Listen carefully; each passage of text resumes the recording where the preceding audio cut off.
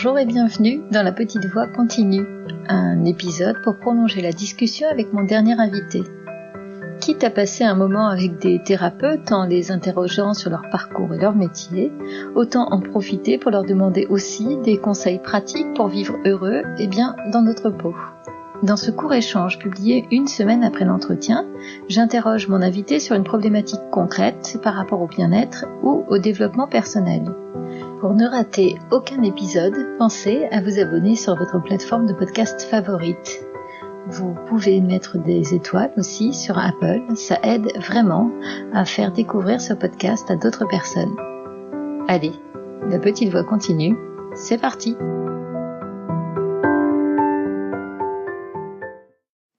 Bonjour et bienvenue dans La Petite Voix continue. Aujourd'hui, nous retrouvons Claire et Germont qui nous a parlé la semaine dernière de son incroyable parcours et de ce qui l'anime aujourd'hui en tant que thérapeute qui propose des voyages chamaniques. Justement, j'ai voulu l'interroger sur les pratiques ésotériques. Moi-même qui m'y intéresse beaucoup, je me demande souvent comment bien aborder ces sujets, comment bien choisir son thérapeute aussi et comment ne pas se laisser complètement emporter.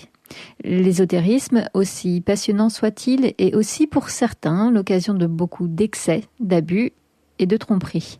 Alors justement, Claire nous donne ses conseils pour vivre de belles expériences ésotériques le plus sainement possible. Bonjour Claire et bienvenue dans La Petite Voix continue. Bonjour Herbeline. Bon, écoute, après ce très bel entretien qu'on a eu ensemble la semaine dernière où on évoquait notamment ton parcours et puis ta pratique désormais qu'on peut évoquer un peu de chamanique, on s'est dit ensemble que dans cet épisode bis, ce serait intéressant de parler de ces pratiques ésotériques. Tu vois, moi, la première, en tant que patiente, je me suis parfois questionnée sur comment choisir les bons praticiens quand on est dans une approche ésotérique, comment être sûr que dans son propre développement, dans ce qu'on est en train de vivre, on n'est pas complètement en train de vriller.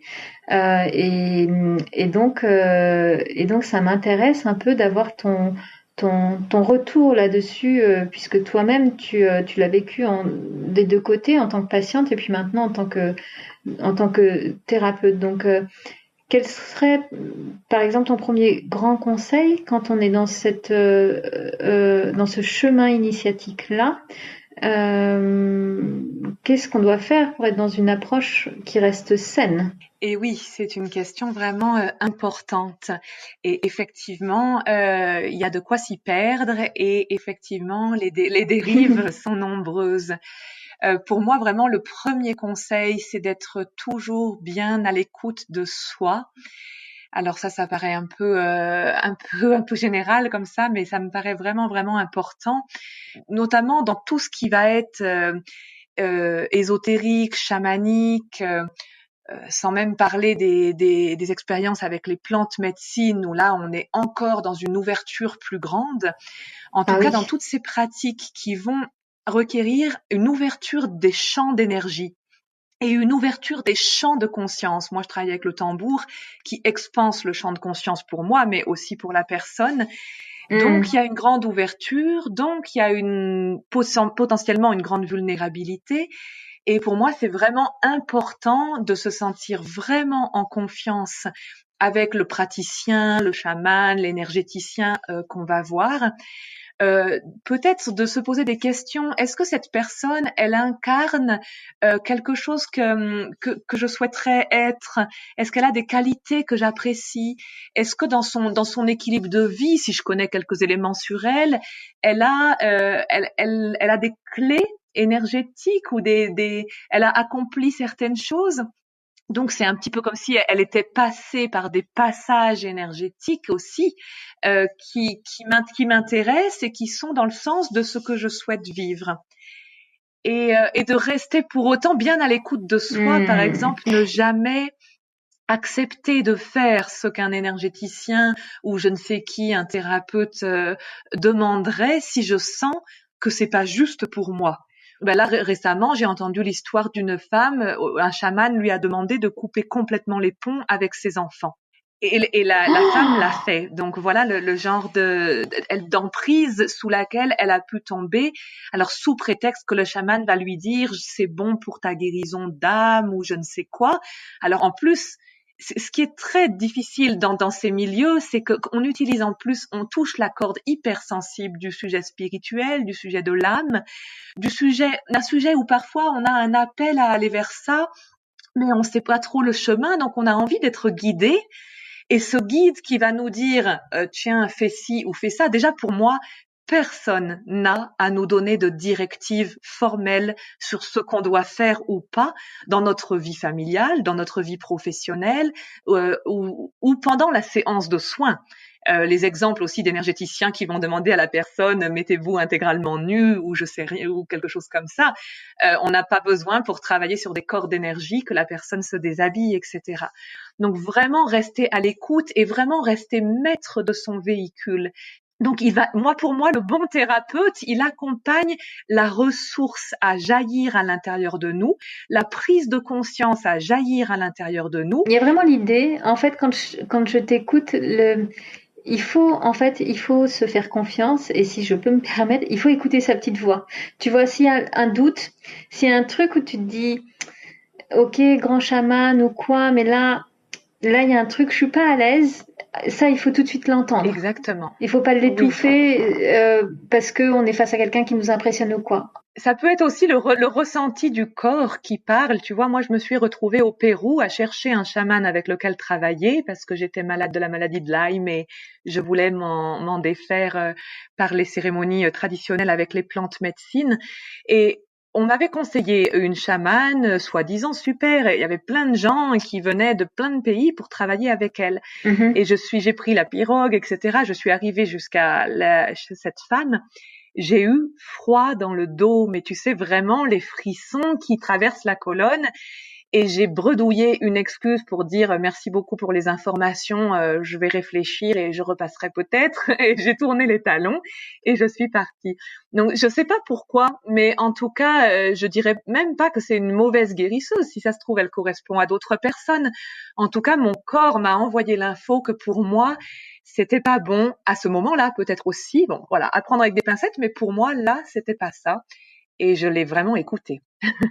Donc là, tu es vraiment en train de me dire, et ça, je pense que c'est hyper important, il faut jamais se remettre entre les mains de quelqu'un, absolument, les yeux fermés, puisque notre premier guide, c'est nous-mêmes, en fait. Oui, et pour moi, le bon thérapeute, le bon chaman, c'est celui qui va aider à éveiller en nous-mêmes notre part instinctive, notre guidance intérieure, notre maître intérieur, comme certains disent, et qu'avec ça, après, c'est qu'on puisse cheminer par soi-même. Et parfois, il y a aussi des maîtres, des chamans, etc., qui aiment aussi garder auprès d'eux leurs disciples ou leurs patients un petit peu dans le besoin d'eux.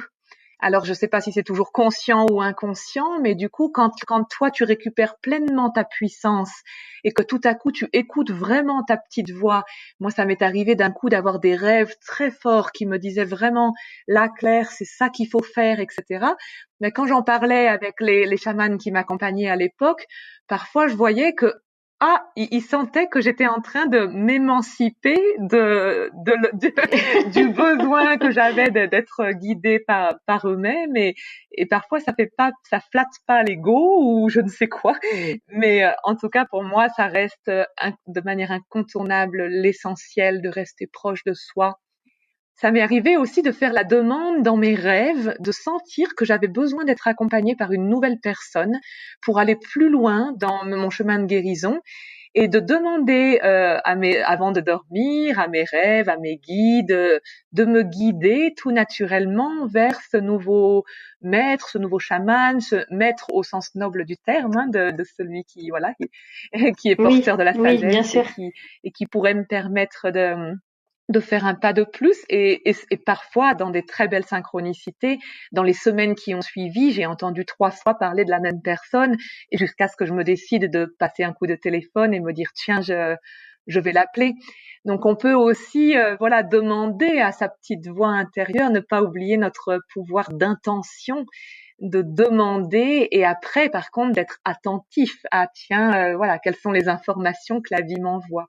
Et donc là, on a évoqué les dangers qui peuvent exister auprès de certains thérapeutes qui ne nous veulent pas que du bien, mais on sait aussi parfois que des personnes elles-mêmes vont vriller dans cette expérience-là.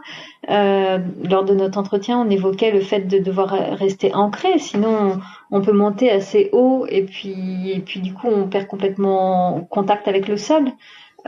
Qu'est-ce qui doit nous alerter dans notre cheminement? À quel moment on doit se dire là, il faut que je revienne un peu sur terre?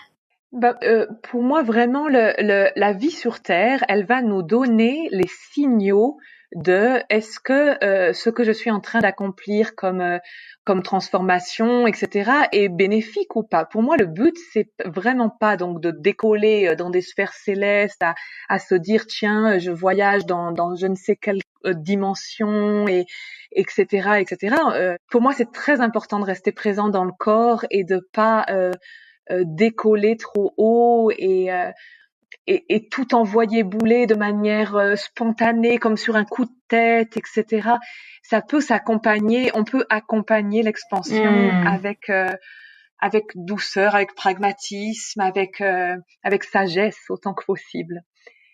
Et pour ça, moi, je vais vraiment conseiller les pratiques qui ramènent au corps, à la simplicité, et surtout dans les moments où ça bouge beaucoup, voilà, de rester relié à ces choses concrètes et saines. Ça peut être vraiment intéressant de faire attention à l'alimentation, de faire du sport, d'aller courir, d'aller danser, d'aller faire du yoga, ou de faire des petits mouvements pour se remettre dans le corps, d'aller marcher dans la nature, d'aller se relier à la mer, à la rivière, aux arbres, mettre les pieds nus sur la terre. Donc ça peut être aussi en lien avec éviter de quand ça bouge beaucoup et quand on est dans des périodes de grandes ouvertures au niveau spirituel, énergétique, aller mollo sur les pratiques trop fortes du type expansion de conscience, soins énergétiques puissants, tambour, etc.